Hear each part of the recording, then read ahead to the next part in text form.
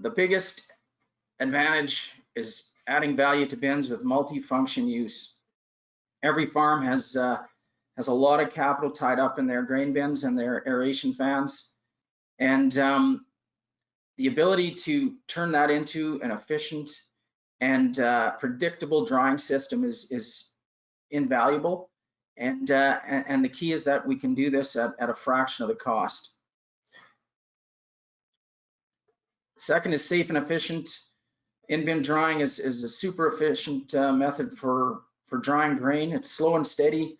The air has a lot longer contact time with the grain.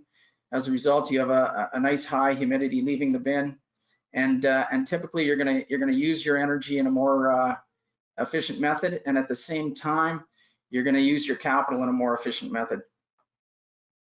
It's super easy to scale.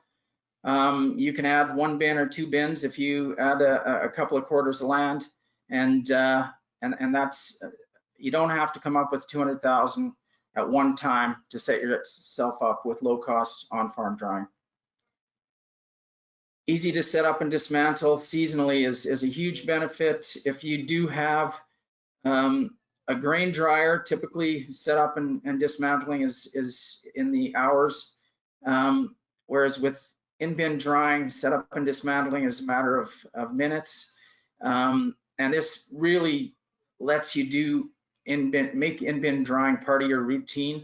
So if you want to start early on a field that early in the season when the temperatures are nice, you don't even have to think twice about taking off 10,000 bushels and starting your drying bins, and just it's just super easy to integrate into your operations.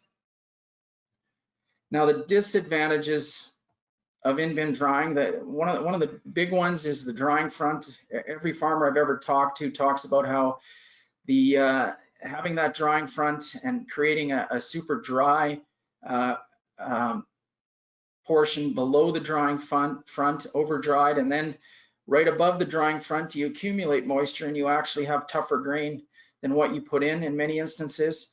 So even when your bin is average dry, you really can't leave that bin sit over winter. You have to move it, and you have to blend that tough grain with the dry grain. And so part of in-bin drying is having to move your grain, and in all honesty, that is part of a built-for-purpose dryer as well.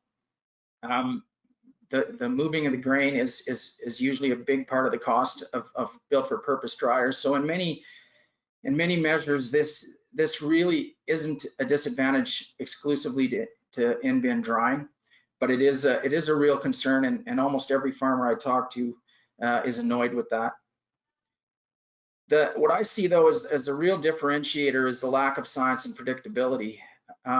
Many farmers, when I talk to them at an ag show or just over the phone, when you mention in-bin drying, it's almost like there's a stigma of it being a band-aid solution. It's not a real solution, and it's not a solution for a farmer who is tech savvy and wants to have the best equipment and runs an efficient operation.